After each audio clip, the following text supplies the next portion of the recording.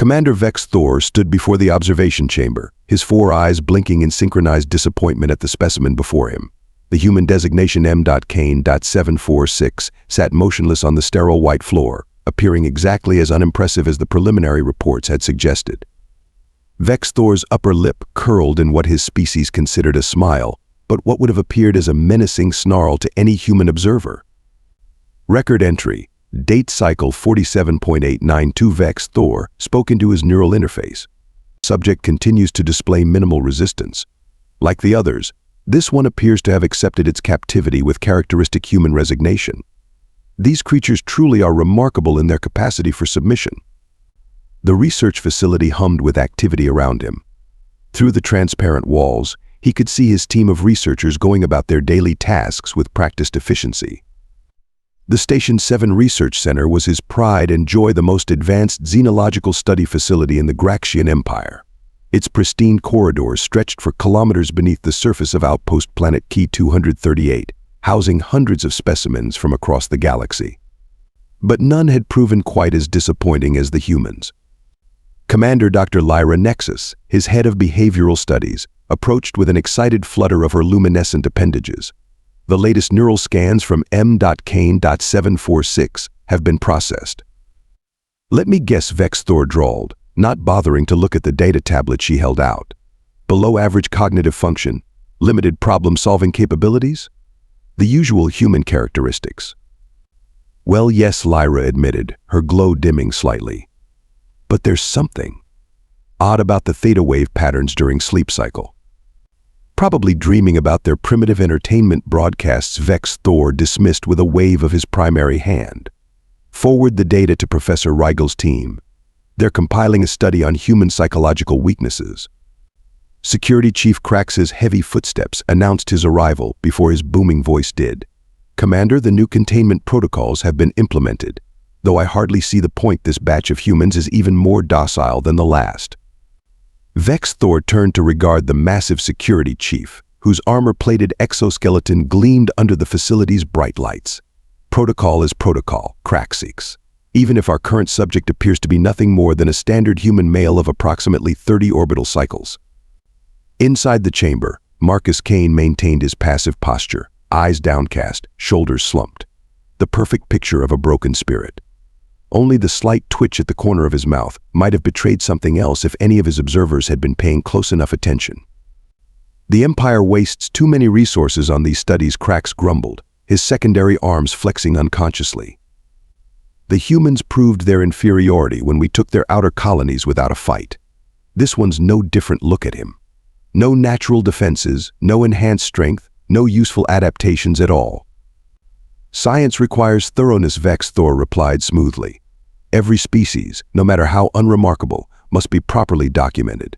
Tech specialist Xena, prepare the subject for the next round of tests. The young technician nodded, her neural tendrils writhing with eagerness to please. As she approached the chamber's entrance, Vex'thor turned to address his assembled staff.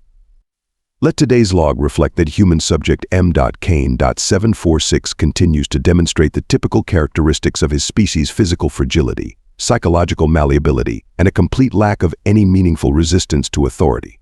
Truly, the humans are perhaps the least remarkable spacefaring race we have encountered. The staff nodded in agreement, their various appendages and sensory organs all focused on the seemingly defeated human in the chamber. None of them noticed the way Marcus Kane's eyes tracked their movements, cataloging weaknesses, noting patrol patterns, analyzing security responses. None of them realized that what they saw as resignation was actually patience. And none of them could have known that they had just made the biggest mistake of their careers, underestimating a human Navy SEAL. 3 weeks into the testing cycle, and Commander Vex'thor was beginning to feel the first stirrings of annoyance. The human subject, M.Kane.746, had failed every single advanced cognitive test in their arsenal. Not just failed spectacularly, in ways that seemed almost deliberate in their incompetence. He just stared at the geometric puzzle for 2 hours, Dr. Lyra Nexus reported, her luminescent appendages flickering with frustration. Then tried to eat one of the pieces. Fascinating, Vex'thor muttered, not bothering to hide his sarcasm. And the physical endurance trials. That's where things get strange, Lyra admitted, pulling up the data on her tablet. He consistently performs at the exact same level. Never better, never worse. The statistical probability of such uniform results is irrelevant. Vex'thor cut her off. Humans are simple creatures. Their performance metrics naturally fall within predictable parameters. Across the facility, tech specialist Xena was conducting another in the endless series of reflex tests. She pressed the stimulus button, sending a mild shock through the floor panels. Kane jumped, yelped, and fell over exactly as he had done the previous 12 times. Subject continues to display suboptimal response to basic stimuli, Xena reported dutifully, though her neural tendrils twisted with suspicion. Something about the human's clumsiness seemed too perfect, too consistent. Security Chief Krax watched the proceedings from his command station, mandibles clicking with amusement. Perhaps we should classify them as a pre-sentient species and be done with it. Did you see him in the problem-solving chamber yesterday? Spent an hour trying to open a simple lock mechanism by headbutting it. Professor Rigel, however, wasn't laughing. The senior researcher had been studying humans longer than anyone else on the station, and something about this one made his dorsal spines tingle. Commander, request permission to implement more challenging scenarios. Denied. Vex'thor replied immediately. The Empire's research protocols are clear. We progress through all standard testing phases before moving to advanced trials. He paused, watching Kane stumble over his own feet while trying to navigate a basic obstacle course. Not that this one shows any indication of being ready for advancement. But later that night, when the facility's lighting dimmed to simulate planetary darkness, something changed.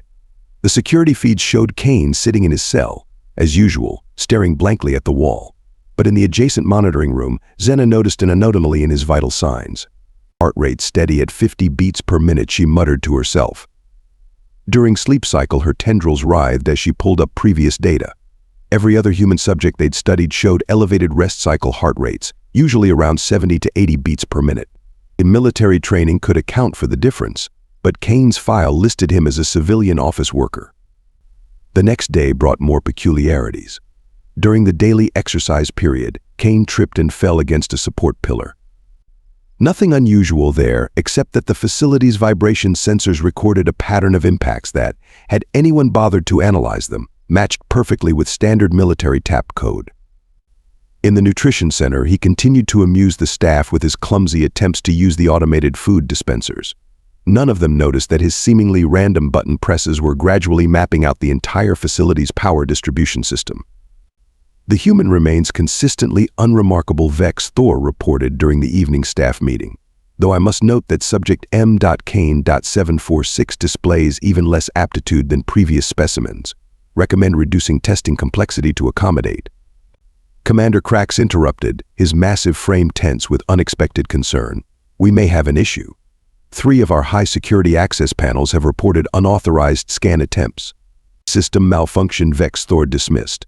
These humans can barely operate their own primitive technology, let alone interface with ours. Run a diagnostic and clear the error logs.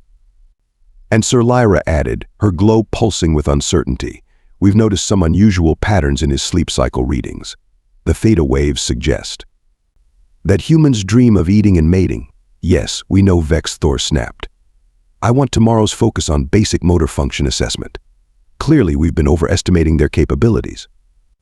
As the meeting dispersed, Kane sat in his cell, eyes closed, breath steady. To any observer, he appeared to be sleeping.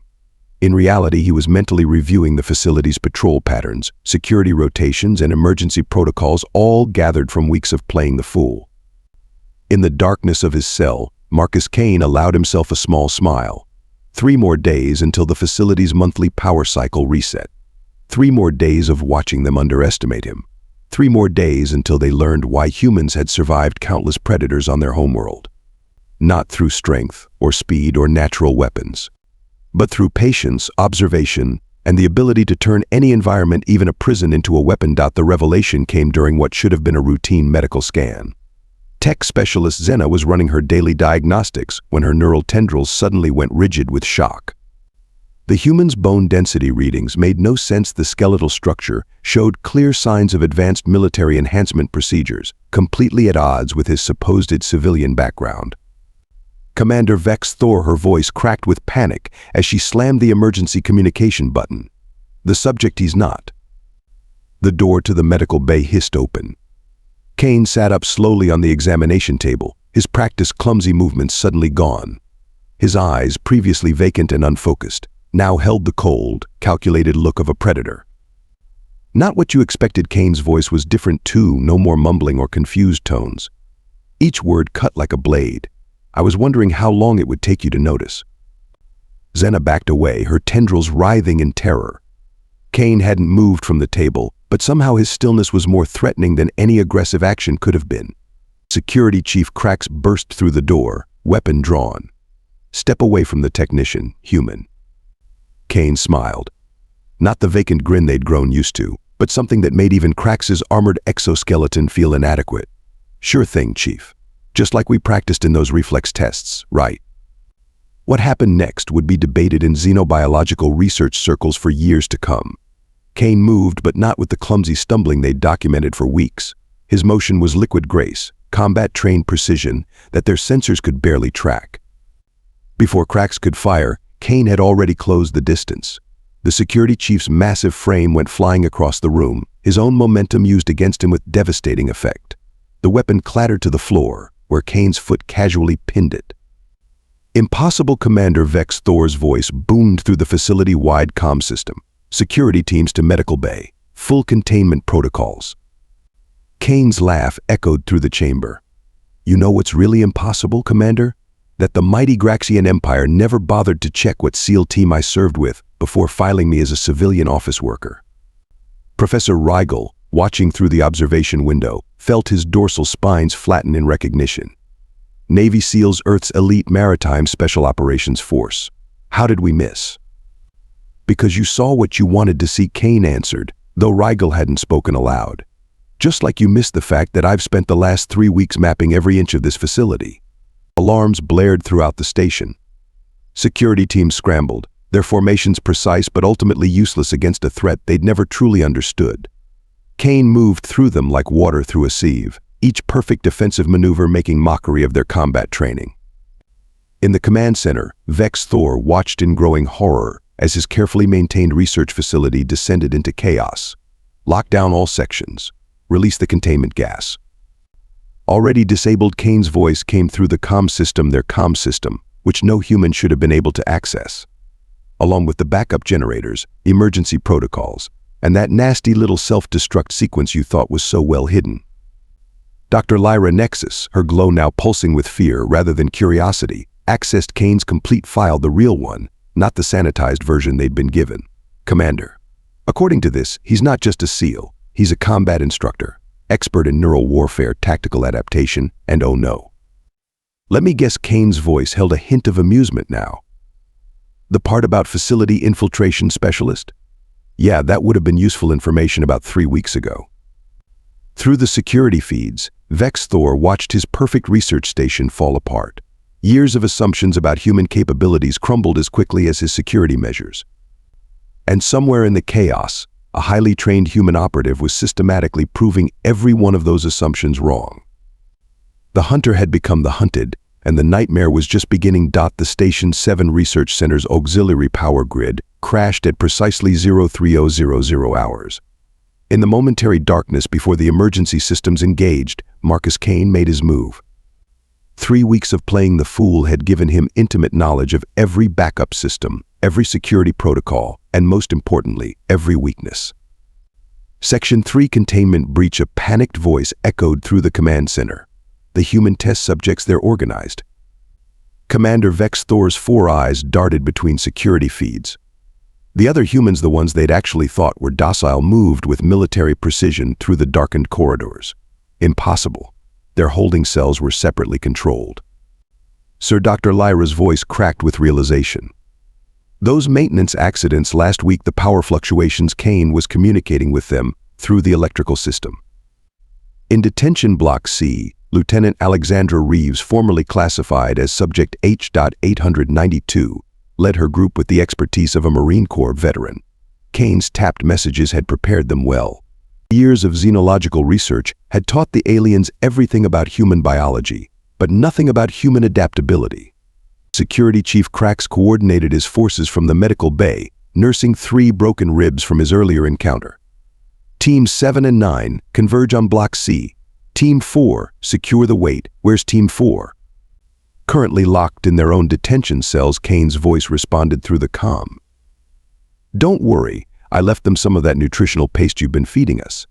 Though I think the one with tentacles might have trouble with the spoon. Professor Rigel frantically accessed the central database, trying to understand how everything had gone so wrong. The files were there, all the warning signs they'd ignored. Kane's perfect test scores, too perfect. His seemingly random accidents that always occurred near crucial systems, the way he'd played into every single one of their preconceptions about human limitations.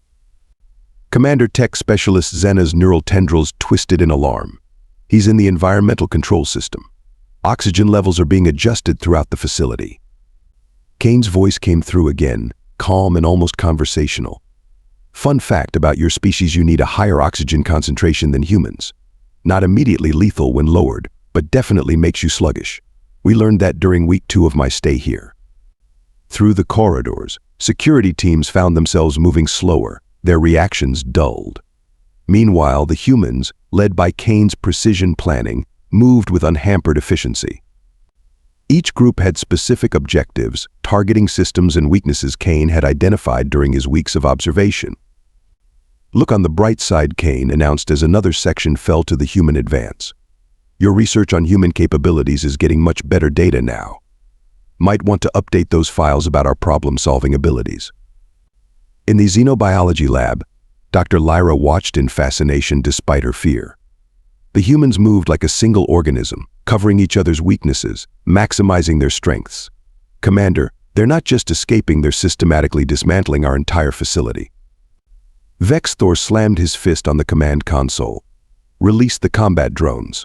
Already reprogrammed, Kane replied cheerfully. Though I appreciate you finally giving me a challenge. Almost had to try during that one. The security feeds showed the full extent of the chaos. Lieutenant Reeves' team had secured the armory, their movements suggesting prior knowledge of the facility's weapons. Another group, led by former UN peacekeeper James Rodriguez, had taken control of the communication hub. Even the civilian subjects were contributing, years of watching their captors giving them insights into alien technology and procedures. Sir Crax's voice was heavy with resignation. We've lost contact with the surface teams. And the humans have accessed our tactical databases.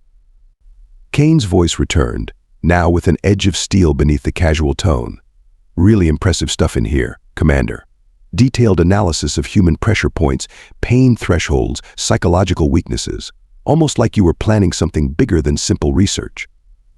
Professor Rigel felt his dorsal spines flatten, completely a sign of absolute submission in his species, the invasion protocols he knows. Bingo. Kane's tone was almost cheerful. So here's what's going to happen. In about 10 minutes, my teams will have full control of this facility. In 11 minutes, we'll have access to your subspace communications array. And in 12 minutes, every human world in this sector will know exactly what you are planning. Vex'thor watched helplessly as his remaining security forces were systematically neutralized, not through superior strength or advanced technology, but through careful planning, teamwork, and the one thing his research had never accounted for: humanity's endless capacity to adapt and overcome. Commander. Kane's voice was almost gentle now. You spent so much time studying our weaknesses, you forgot to consider our strengths. Humans don't just survive, we learn, we adapt. And we prepare. Every test you ran taught us about you. Every restriction showed us your vulnerabilities. And every moment you spent underestimating us was another moment we spent planning. The facility's main lights flickered, then stabilized at half power. Through the command center's windows, Vex'thor could see humans moving with purpose, securing positions, establishing control. His perfect research station had become their perfect staging ground. And somewhere in the chaos, Marcus Kane allowed himself a real smile. The hunter had indeed become the hunted, but more importantly, humanity's first counteroffensive against the Graxion Empire was about to begin. Station 7's central command hub blazed with emergency lights as Commander Vex'thor watched his world crumble. The Graxion Empire's most advanced research facility had transformed into a fortress, but not for its original masters. On every security feed, humans moved with precision, securing sections with military efficiency. Perimeter breach in Section 12, a panicked voice crackled through the comm system. They're not just taking control, they're improving our defenses. Kane's voice responded, cool and professional. Your barrier shielding had a frequency overlap in the gamma spectrum. Amateur mistake. We fixed it. Security Chief Grax, now coordinating from an emergency bunker, watched in disbelief as the humans systematically reorganized the facility's defensive grid. Sir, they're not disabling our weapon systems, they're optimizing them. Of course, we are Lieutenant Reeves cut in on the command frequency. You think we spent 3 years as your test subjects without learning anything? Your targeting algorithms are decent, but your response time needs work.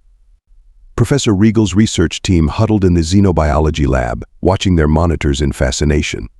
The humans had split into specialized teams, each focusing on different aspects of the facility's systems. Former civilian engineers worked alongside military personnel, applying their combined knowledge of human and alien technology. Look at their coordination, Dr. Lyra whispered, her luminescence pulsing with a mixture of fear and academic interest. Every team supports the others. They're not just fighting us, they're evolving our own systems. The first Graxion military response arrived exactly when Kane had predicted. 3 combat cruisers dropped out of hyperspace, their weapons primed for orbital bombardment. Incoming transmission from the Imperial Fleet Tech Specialist Xena reported, her neural tendrils twisted in knots of anxiety. The holographic display flickered to life, showing Admiral Vex'thor's imposing figure. Commander Vex'thor, your facility is compromised. Prepare for immediate sterilization protocols. Kane's laugh echoed through the command center. About that, Admiral. Remember those planetary defense cannons you thought were offline for maintenance? Turns out your encryption wasn't as good as you thought. The Admiral's expression shifted as warning signals blared across his bridge. The station's defense grid, now enhanced by human modifications, hummed to life. But something was different. The targeting systems moved with an organic fluidity that no Graxion computer had ever displayed. Impossible, Admiral Vex'thor roared. Our systems are unpredictable, Kane finished for him, just like your combat tactics. Did you know your fleet maneuvers haven't changed in 3 centuries? We learned that from your own historical databases. But then something unexpected happened. Dr. Lyra stepped forward, her glow steady and determined. Admiral, before you fire, you need to see this. She transmitted a data packet, research findings that had been buried under years of prejudice and assumption. The humans, she continued, her voice gaining strength, they didn't just overcome our tests, they improved them. Every system they've touched in this facility now works better than our original designs. They're not destroying our research, they're advancing it. Professor Rigel joined her, his dorsal spines rising with newfound courage. She's right. Look at these results. Their adaptive capabilities, their problem-solving skills. We weren't studying them, they were studying us. Through the facility, more alien staff began stepping forward. Tech specialist Xena's neural tendrils straightened with resolve as she showed how the humans had optimized her beloved systems.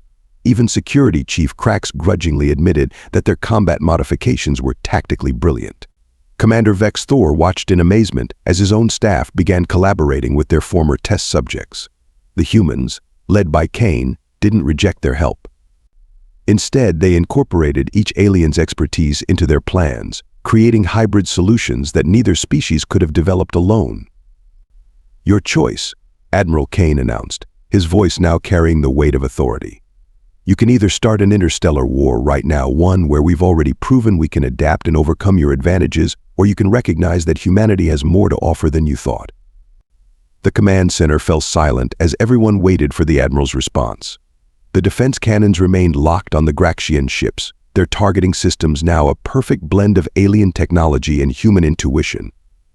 But it was Professor Rigel who spoke next, his voice carrying the wisdom of years of research. We thought we were studying their weaknesses.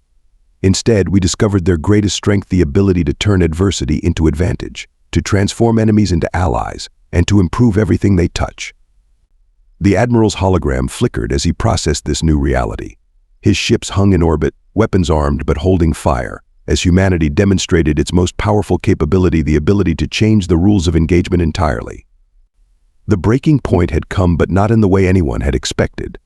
In trying to understand human weakness, the Graxion Empire had inadvertently revealed its own. And in that revelation lay the possibility of something entirely new, a future where human adaptability and Graxion technology might together create something greater than either civilization had imagined. Commander Vex'thor stood in his private command chamber, watching as decades of certainty crumbled around him.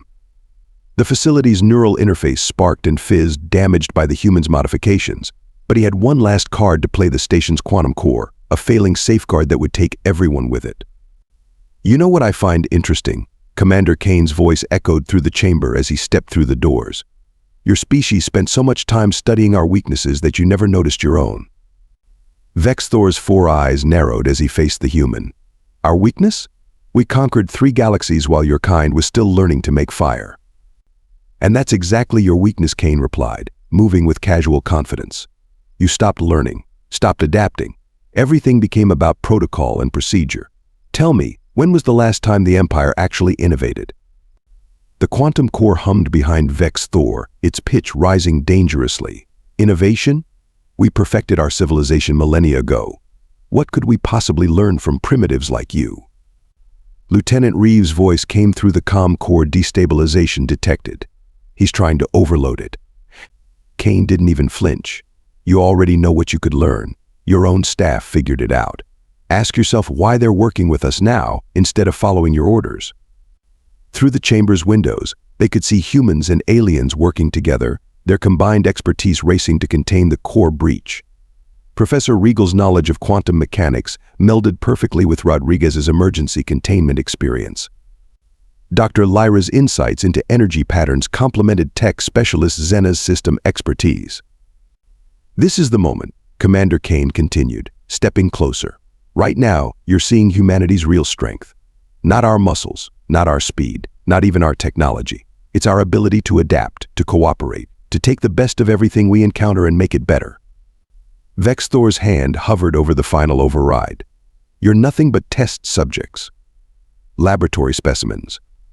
"We were," Kane agreed. "And we learned from every test. Every experiment taught us more about your technology. Every observation showed us your procedures, your psychological assessments. They taught us exactly how your people think." The quantum core's whine reached a fever pitch. Warning signals blared throughout the facility.